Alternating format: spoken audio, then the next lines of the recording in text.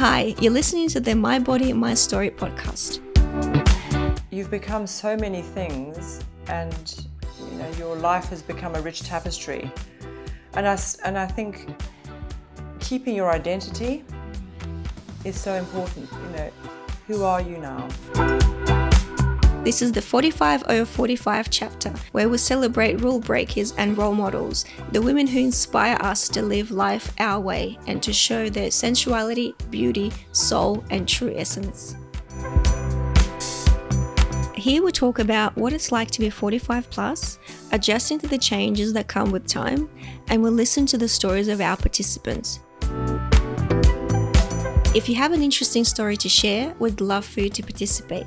You can email us on info@alexandrawalker.com, and that's Alexandra spelled with a KS, or visit our website alexandrawalker.com.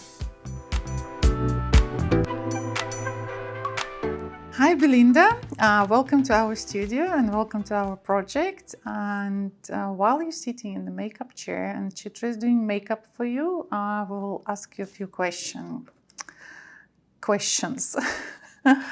Tell us a bit about yourself. Morning. I'm 48.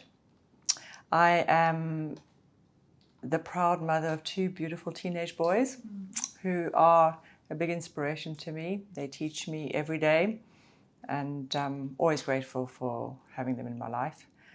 I am the youngest in my family. I've got an older brother and sister who are also wonderful beings in my life. I was born in South Africa, and I left in my early 20s, and I went to live in London for 12 years, which was wonderful. I gained a lot of independence, and then very fortunate to come and live in Australia. I'm a citizen here, and I'm very blessed to be able to live in such a beautiful country.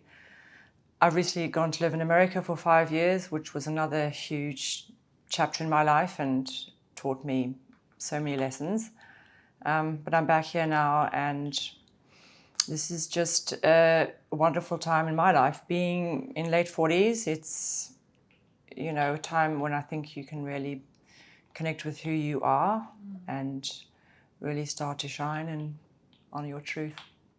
So you said you had different lessons from living in US. What are the lessons? It's culturally very different, and I think you grow as a person having experienced being out of your comfort zone. You're challenged, and if you can embrace those challenges to really grow and become more resilient, I think that's where the gift is. And it's interesting that you changed countries 3 times. Yes, it's 4 continents. 4 continents. Yeah, and I've been blessed to have that. It's been challenging. I've had to start over again and reconnect and make new friends, but it's been my journey, and I wouldn't be here today who I am if I hadn't been through all of that. So yeah. What was the hardest move out of these 3? Look, they've all had their own challenges, but they've all been exciting, because I think there is an element of adventure to it, where you do know there's the unknown. And I always think when you are in the unknown, it's where life can be really exciting. I would say coming back here to Australia, my boys were a little bit older, and I really wanted to make sure that they had a good transition. And I think being a mother, you really are holding the torch. So that was challenging, but I think it's definitely given me a lot of strength. So that's the gift. Are they enjoying, your boys enjoying living in Australia? Yes, I mean, they were born here, so they're Australian, but I'm incredibly proud of them. They're very resilient, and they've adapted and adjusted, and I think, I'm very blessed. Would you move one more time again? Oh, maybe, but for a while I feel like I need to settle down. Yeah, I need to stay rooted for a while and I think, having a home here, I'd be very, very happy. And you never know what the future holds. Yeah. That's great. And what are you most passionate about? I'm a creative person. I love design. I love art. Anything creative in whatever form it is, photography, just creative thinking.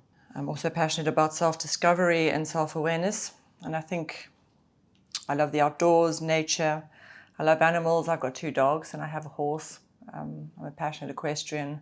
I've always been involved with horse riding in my life, which is, I think horses are beautiful animals. They hold a lot of sovereignty, and I've been very lucky. I have a horse at the moment, and he is, wonderful. Oh wow! Where I cannot imagine. So he yes, he lives in stables. Yes, he lives out in the countryside and at stables. But he's they're just beautiful animals. So how often you have to visit him? I ride generally 3 or 4 times a week. Oh wow! But it is a big commitment. Yeah. So everyone knows that with age we change, but what positive changes have you experienced so far? I think as you've grown up and traveled through life, you've learned belonging to self. I feel that's been something I've had to discover. Like what fitting in is. Is it you fitting into what the world wants you to be, or other people want you to be? Or you're finally fitting into who you are. And I think getting there is finding home. And it's taken me many life experiences to get to the place where I feel that I belong, and I belong in me, not to, what other people want me to be. So what was the trigger for that? Like I always wonder how we have to go through so many years, and then suddenly, for me it's always suddenly you just realize suddenly, I just think you get to the point where you have to just really dig deep and go, right, who am I? And am I being my truth? Am I being authentic? Am I honoring who I am? Am I living my life in my truth? And I think, when you begin to go on that journey, you really start to shine. I think we all are born, beautiful gemstones, and I think it's discovering that gem is the journey that we're on. And I feel, all the years we've lived and we've had all these experiences, we're uncovering that. And for me, it's only been, we all have our own journey. For me, it's only been in my late 40s that I've actually really began to connect with who I am. And it's beautiful to know you are honoring your soul. Do you think that the trigger for that is that suddenly we realize that our time is finite and we don't have so much time left? Yeah. I heard a beautiful phrase on the weekend. It went along the lines of, make the 8-year-old and the 80-year-old you proud. And I think you then realize you once were 8 and you were going to be 80. And you're on this journey, and it's just, it is not forever, but you can embrace every day and every moment and wake up and look at life with fresh eyes, not, because there is so much magic within you and all around you. And if you can tap into that, your life does just become very, very, very exciting, and And you start living the way you want it. Yes, and you begin to, the power's within you, not, you stop seeking approval from other people and validation, and stop trying to, live according to other people's values, and it's really coming home to yourself, and you can really feel the connection, and your life you become free. You just do become free. Yeah, you just suddenly relax and just whatever whatever comes my way, I accept it. You can accept it, and it's very liberating to get to that place. So what is the biggest challenge you're experiencing at this age now? I think at this point in my life, I'm a mother, I'm a friend, I'm a daughter, I'm a sister, I'm a designer, I'm a student. You've become so many things, and your life has become a rich tapestry. And I think keeping your identity is so important. Who are you now? You've traveled, you've lived in many places. But I think the biggest challenge now is really embracing who you are now. And I think it is the most incredible time of your life. And I think it is being incredibly brave and courageous. And knowing that all the wisdom that you have as a 48-year-old or however old you are, that's beautiful. And I think for me, the challenge is, discarding all the negativity around you and just knowing that what you brought to the table at this point in your life is incredible, and you should be proud of that. Always remember that. Always remember that. Yeah. It's a good one. So, what do you think is your greatest accomplishment so far? I believe that my greatest accomplishment is having the courage to do things even when I'm scared, and being brave enough to go into the unknown, and being in the unknown and trusting, because it takes a lot of courage to do that, and because you're on your own then. All you have is yourself. I've done that in my life, and I feel it's taken a lot of courage and a lot of strength. So that to me is one of the biggest accomplishments on a personal level, on a deep personal level, connecting with myself. It's a great one. If you could go back in time and meet your 30-year-old self, and what advice would you give her, or what would you tell her? Don't fear the unknown, because it holds you back. Because, as I said, the unknown is where the magic happens. You have to trust yourself and trust the universe, whatever that is to you. I mean, whether you believe in something or not. And let the hardships and the struggles inspire you, because they're not there to pull you down or make things difficult for you. They're there to challenge you so you can be stronger and you can be better and you can be brighter. So take the difficult times and know on a deep level they're going to get you way stronger. Because when I was younger, when sometimes you don't know. You can look back and you can go, wow, all the challenges did really make me who I am, and I'm so glad they happened. But at the time, you don't know. So I would tell myself that. Also, don't underestimate yourself, because I think we don't realize how strong we are, and how much resolution you do have. And your intuition is a superpower. You learn to trust it. That's a big one. Yeah, you are way more than you think. You dream. So that would be my message.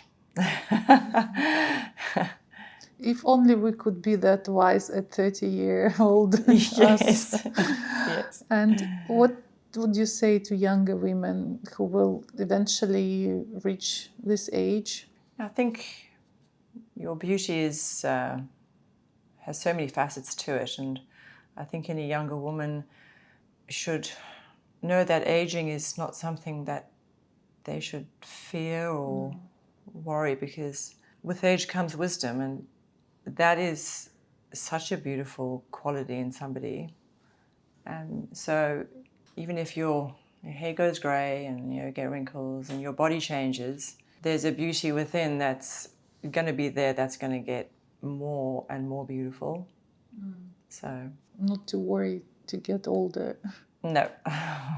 If we would talk about body image, and it's, I think, getting older, it's the same subject as well. So where do you think this idea of perfect body comes from? And what is it for you, perfect body? Growing up, you have your influences of media or what you is deemed to be perfect or look good, or and I think it is from the world around you, and it's it gets imprinted on you as you go through your life. But I've certainly got to the point where I can't change who I am, and I can't change my body. I look after myself as best as I can. But what makes us beautiful is just that we all are different. And, and I think we should change the way we see what is beautiful in a woman, because if we were all the same... That's not interesting. No. And, my body is, it is what it is, and growing up, I think when you're a teenager, you really are confronted with having to be like, a celebrity or a model or, and, it's great to want to look good, but I think it starts with accepting and honouring just the way you were made, and that is beautiful and perfect as it is. And what makes you feel the most beautiful? I feel the most beautiful when I'm connected to my gifts and my talents, and I'm embracing all of my passion about creativity. And I think when I'm doing something I love doing, when I'm with my horse or when I'm doing art or listening to beautiful music, that makes me feel the most beautiful and the most alive. You said that you were doing design, or what? Yes, I was studied design and worked in design for 15 years, and Design of interior design. And I did 3D visualization for quite a while, and illustration, and I've studied a bit of photography and jewelry design, and I've always sort of been very interested in art and design and architecture. So it is a passion of mine, and I think if you are a creative person, it's very important to be constantly tapping into the creative world or expressing your creativity somehow, because it's just it's a source inside of you that you shouldn't deny. You should always keep feeding it. So what do you do now? No, I'm studying now. I'm going to be starting on a new career path, which is still formulating what I'm going to be doing. So I'm getting a few business skills under my wings, and which is very exciting. I think it's nice to be able to do lots of different things in your lifetime and have lots of different facets to your career. You don't always have to do the same thing. You can do lots of different avenues. And so you study business now? No, I'm just doing some small courses in marketing and media. Oh, that's nice. But I'm looking at just pursuing still a career in the creative field, but I'm just doing some research at the moment. Marketing, media, it's really nice. Yeah. You have to stay update now, like every year, or like every half a year it changes, something changes. Yeah, it's good to keep learning. Yeah. It keeps I think, learn your whole life, always.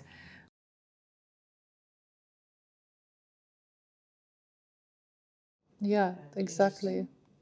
Active. Yeah. Keeps your brain active. And what does it mean to you, feeling good and looking good? What do you think comes first, or what comes first for you? I believe they go hand in hand.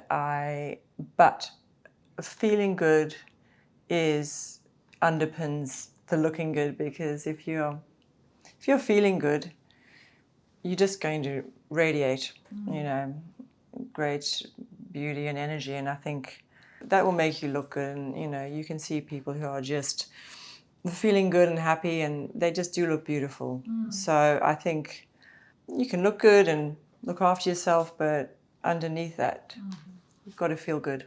Yeah. You've got to feel good. Yeah, feel happy and feel love for yourself and love for the people around you. When you feel good, you even want to make a more effort to look good. Yeah. My last question is one of my favorite ones. What is your favorite quote about being a woman? I know you have to. Yeah.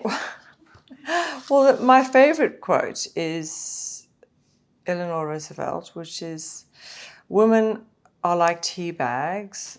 We don't know our true strength until we're on hot water." And personally, it rings really true for me, because I think it's when I've been in the biggest challenges that I've realized how stronger than I ever thought I could be. My other one is from Oprah Winfrey, and she says, "Think like a queen. A queen is not afraid to fail. Failure is a stepping stone to greatness." So they have a similar message, I think. And again, you see, there are two quotes about strong women. It's Yes. about strength in women. There was a phrase I also just love from Michelle Obama. It's from a wonderful, amazing woman. She said once, when they go low, we go high. And I think it's a beautiful phrase, because you always take the high road and act with integrity, regardless of what people are doing around you. When they go low, we go high. We go high, yeah. Thank you, Belinda. Thank you very much for sharing your thoughts and your story. And I hope you will have a lovely day, the rest of the day. And Thank you. welcome again to the project. Thank you so much. Thank you. If you have an interesting story to share, we'd love for you to participate. You can email us on info@alexandrawalker.com, and that's Alexandra spelled with a KS, or visit our website alexandrawalker.com.